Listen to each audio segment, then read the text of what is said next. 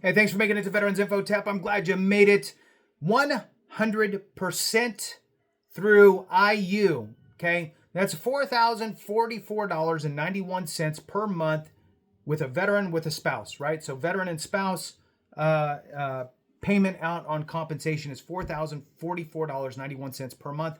This is impacted by COLA. The COLA announcement should be happening this month. We're in October of 2025, and it will go into effect in your first paycheck in January with an increase. However, let's talk about what IU looks like. This is TDIU, Total Disability Individual Unemployability. And essentially, for the most part, there are nuances, as always. For the most part, if you're at 60%, you could leapfrog to 100% through this program within the VA's disability compensation benefits. Now, I wanted to go through it, hit up a few questions and answers here as well, and just kind of talk you through it so you understand it, and we can go from there. So with that, please hit the thumbs up for me, subscribe, share with a friend, all that good stuff. I truly appreciate it. Every thumbs up, every minute watched really does help the channel expand its reach, which is really what we're trying to do. Many hands make light work, and I appreciate your support. All right, individual unemployability if you can't work. Now, the first thing that comes to mind for a lot of folks is, can I not earn any income? Okay, most of the time you're going to hear the answer of like, yeah, don't even earn a nickel. You know, don't just stay away from that. However, there is some gray area, and even the VA recognizes that odd jobs and marginal income do not apply. They're really focused on you being able to hold and maintain a substantial type of a job, substantially gainfully employed. So if you can't work because of a disability related to your service in the military, you may qualify for individual unemployability. Okay, so within this first sentence, there's an important aspect here. And it's really pointing to the fact that your service-connected condition is causing your inability to hold or maintain employment. Now, it doesn't, what it's not saying is you think that one of your service-connected conditions, or you think you have a condition that was caused by your time in the military, is causing you issues today. But if you're not service-connected for it, that doesn't count. Okay, so if you're not service-connected for it, you need to get service-connected for that condition to get that in place, so you can utilize that as your rationale, if you will. So if you cannot work because of a disability related to your service in the military, you may qualify for individual unemployability. This means you may be able to get a disability compensation or benefits at the same level as a veteran who has a 100% disability rating. All right, so are you eligible for this benefit? And again, in my mind, obviously, the best route is 100% scheduler. You know, you just have enough conditions to get you there. And I'm going to stop there and say, if you are not sure where you fall, or if there is a possibility for an increase to 100% on its own, reach out to us, free email consultation. And we guarantee if we take you on as a coaching client, we guarantee that you'll get an increase. So there's not really any risk. Now, let's jump back into this. We're evidence-based VA claims, created it with Clay over at the Civ Div. We have a small team, accredited veteran service officer, formerly accredited veteran service officer, former VA rater on the team. All of this knowledge is built into a very small, intentionally small team to help you navigate this system. So, are you eligible for this? Well, let's find out. This must be true, according to the VA. You cannot hold down a steady job that supports you financially, known as substantially gainful employment, because of your service-connected disability. Odd jobs, marginal employment, don't count. Okay? Directly from the VA. Now, does that mean go out and make more than the poverty level? No. You'll probably get red flagged and get it taken away. But if you make, I don't know, a couple $1,000 here for a small job, a couple $1,000 there, a few times a year, that's not going to count.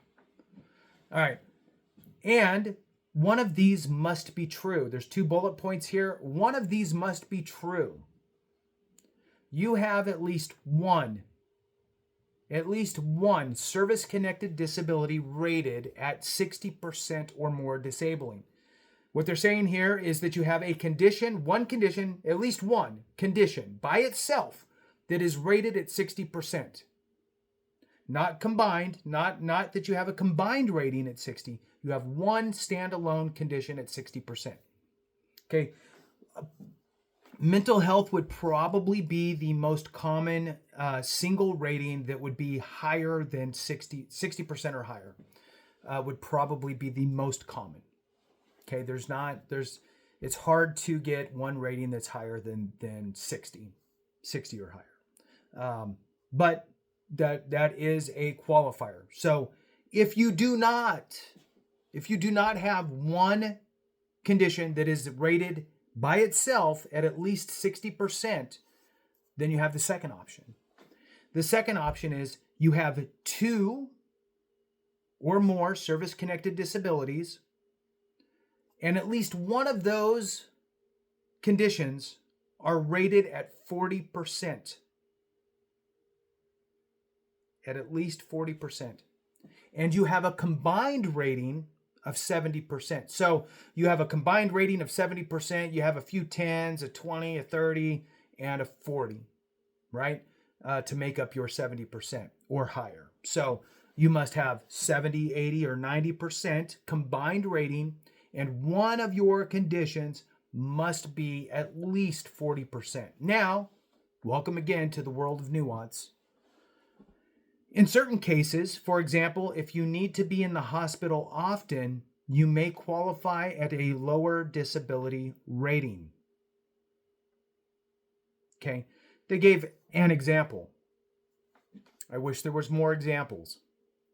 But I can't help but think about the migraine rating schedule from the VA. And in that schedule, if you're rated at 50%, one of the qualifiers for 50% is essentially that you are economically impacted due to your migraines. Your migraines are so severe and so frequent that you're actually economically impacted. You're losing time from work. You're taking non-paid time off, that type of stuff. And if that's the circumstance, well, that might qualify you for TDIU. So it's just important to kind of think about your different options. Again, do I think TDIU is the best way to go? No, of course not. If you can hit 100% regular scheduler, that's the way you want to go. But if you can't work and you're not working, or you're making less than what you would make if you had combined, right? If you're making less money between your disability compensation and your work, whatever kind of work you're doing, but you're impacted, so you're not working too much. If you would make more than that, being on TDIU, paid out at 100%, well, then that might make sense for you. All right, so here's a few questions. If I am eligible for individual unemployability, will my disability rating change? Okay, the answer is no. Your rating actually does not change, but the payment changes and mirrors the 100% payment. So no, if you're eligible for individual unemployability, the amount of your monthly compensation payment will change, but your disability rating will stay the same. What's an example of individual unemployability? A veteran has a service-connected heart condition at 60% disability rating.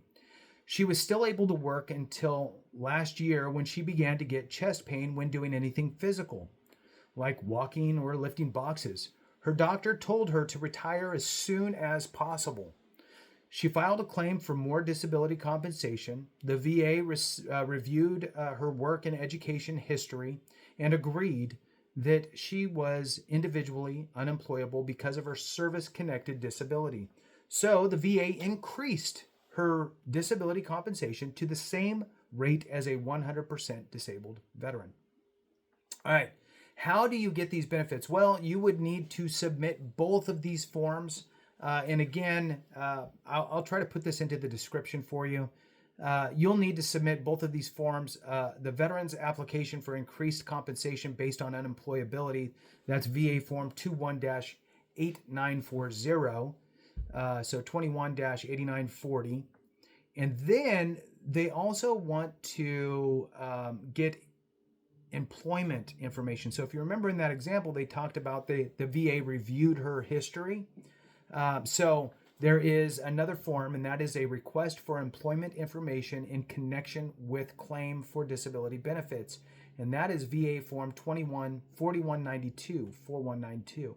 There's a notation here. You must have a service-connected disability to get individual unemployability. If you haven't filed a claim for disability compensation yet, you'll need to do that first. And I would go one step further and say the conditions you're filing for need to be the conditions that are making it difficult for you to hold or maintain your employment. All right. What evidence do you need to submit? What evidence do you need to submit? You'll have to provide evidence, supporting documents like doctor's report, medical test results, showing that your disability prevents you from holding down a steady job. So work with your doctor.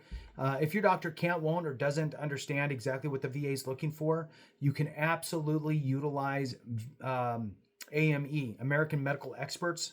They are the experts. This is what they do. They're board certified doctors, and they understand the nuances of the VA and what the VA is looking for. The VA will also review your work and education history to determine that really there's no solid options for you, and thus your TDIU is really the only way. I'll also throw this out for those that have hung on. There's no age limit. You could be 84, right, and file for TDIU. So keep that in mind as well. All right. Thank you for watching. I appreciate you very much. Have a great one. And remember, if we don't take care of each other, something went wrong.